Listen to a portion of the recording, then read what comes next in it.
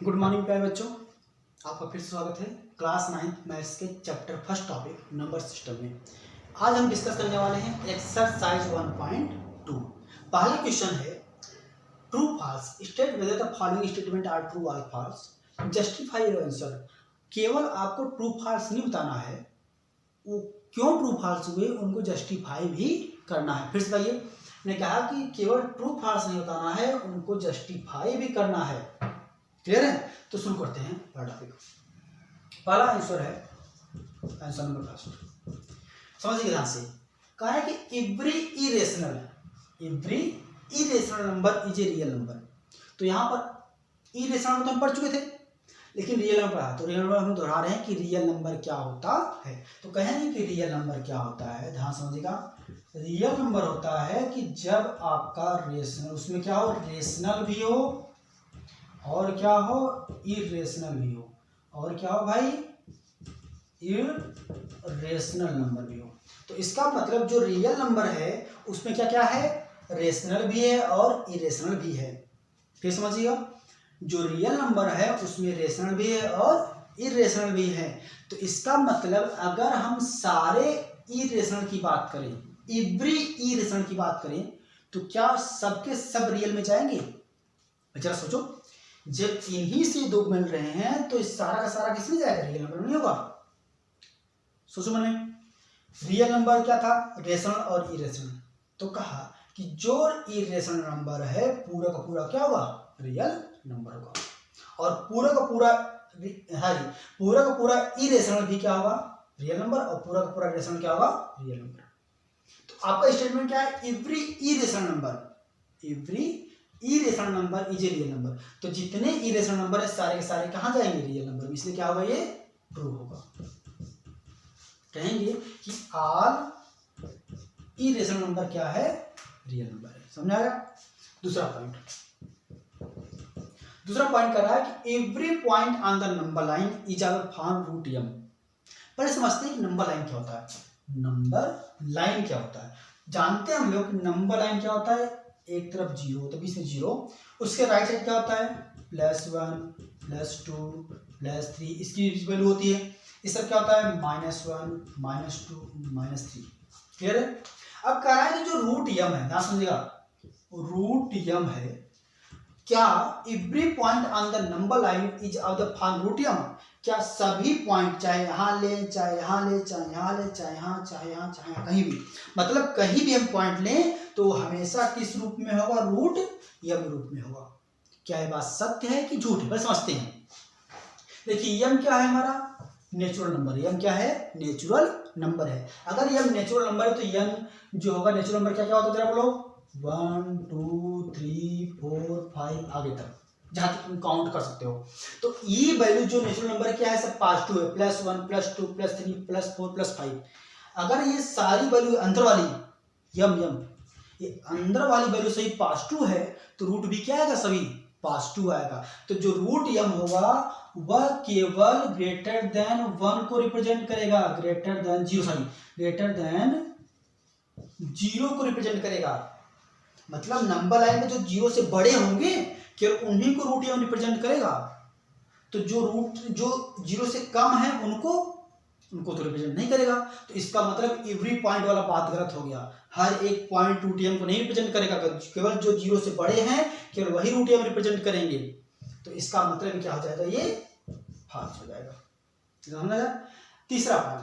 तीसरा पॉइंट अभी मैंने ऊपर ही डिस्कस किया, बहुत सिंपल है। क्या कहा कि रियल नंबर क्या होता है, ध्यान से फिर से। जो रियल नंबर है वो क्या होता है, रेशनल, और क्या होता है, इरेशनल। तो कहा कि एवरी रियल नंबर, सभी रियल नंबर क्या रेशनल होते हैं। सोचो मैंने, जितने रियल नंबर है उसमें से कुछ रेशनल है, उसमें से कुछ इरेशनल है। मतलब some real numbers are rational and some are irrational. कुछ रेशनल है और कुछ इरेशनल है। तो इसका मतलब कि जितने रियल नंबर हैं वो सारे रेशनल नहीं होंगे, कुछ क्या होंगे, सही जितने रियल नंबर हैं सारे इरेशनल नहीं होंगे, कुछ क्या होंगे, रेशनल भी होंगे। तो इसका मतलब भी क्या हो जाएगा, फॉल्स हो जाएगा, ये भी क्या हो जाएगा, फॉल्स। क्लियर है, आपका जस्टिफाई भी आंसर हो गया। तो इसे वीडियो को पॉज करके क्वेश्चन नोट कर लीजिए। और हाँ, कुछ बच्चों को कहते हैं हमारे पास बुक नहीं है, तो बुक की जरूरत क्या है भाई, हम पूरा का पूरा क्वेश्चन सही से दे तो रहे हैं, बस इसको ऐसे ही लिखते जाइए, नोट बनता रहेगा आपका। क्लियर, इसी वीडियो को पॉज कर नोट करिए, फिर अगला क्वेश्चन कराते हैं।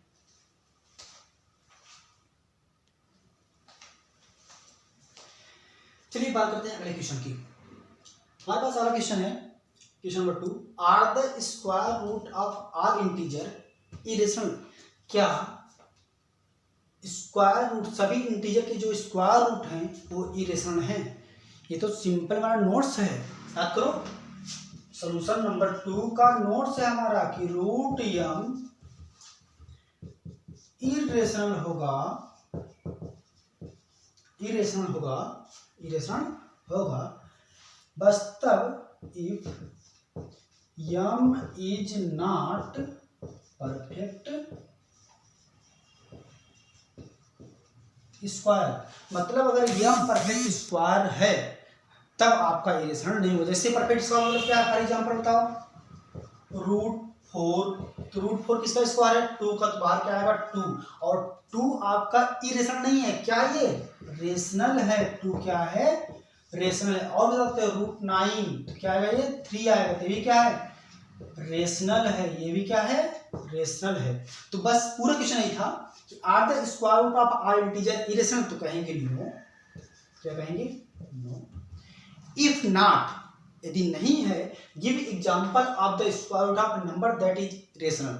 जो एग्जांपल दो जो क्या हो, रेशनल। तो रूट 4 बताया, रूट 9 बताया, ऐसे ही आप ऐसे बहुत नंबर आ सकते हो जो परफेक्ट स्क्वायर हो, रूट 16, रूट 25, रूट 36, ये सारे क्या है, रेशनल नंबर हैं।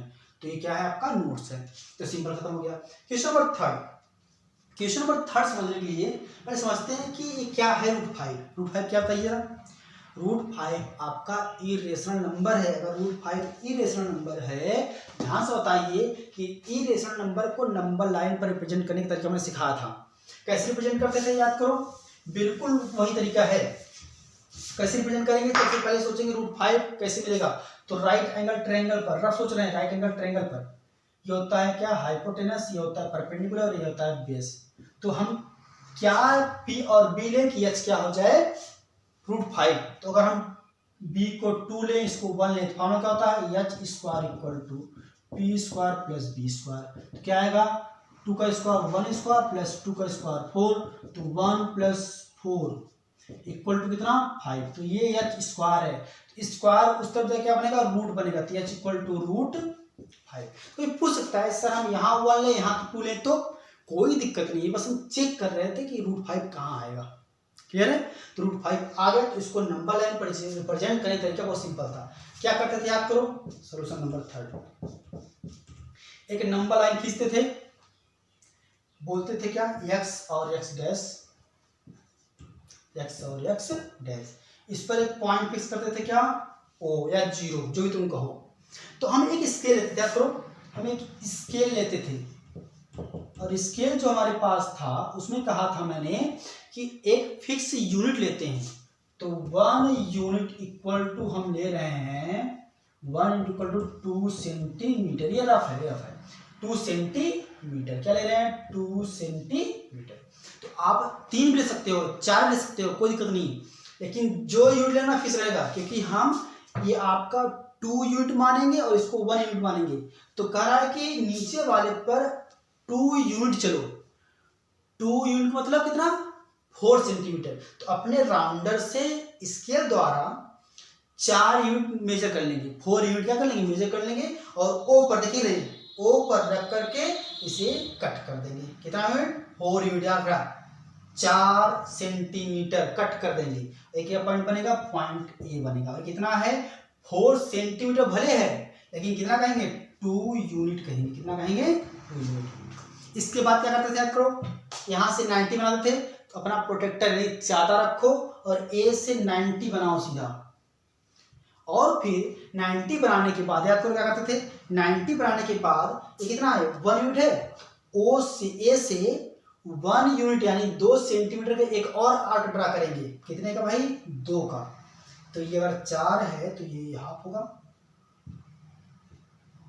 तो हम क्या कर रहे हैं, ये हाफ का 1 यूनिट, कितना रहा? 1 यूनिट। ये रहा 2 सेंटीमीटर। इसे पॉइंट क्या बोलते थे? पॉइंट बी बोल दो। इसे क्या बोल दो? Point B. फिर इसके बाद पॉइंट ओ को और बी को मिलाते थे। सब याद करो, बिल्कुल वही प्रोसेस है। पॉइंट ओ और पॉइंट बी को मिलाएंगे। मिला लिया। मिलाने के बाद क्या करते थे? याद करो, ओ पर राउंडर की नोक रखते थे और बी पर पेंसिल की नोक, और क्या बनाते थे? एक आर्क बनाते थे। और वह आर्क जहां पर कट करेगा वो क्या देगा? √5 देगा। क्या देगा भाई? √5। क्योंकि जो डिस्टेंस है ओ बी वाली वो क्या है? √5 है। लगा सकते हो पाइथागोरस। बोलेंगे पाइथागोरस से O B square equal to 2 का स्क्वायर प्लस 1 का स्क्वायर, कितना आया? 5 आया। तो ओ बी कितना आ जाएगा? √5। क्लियर है? तो ये आपका एक्सरसाइज 1.2 खत्म हुआ।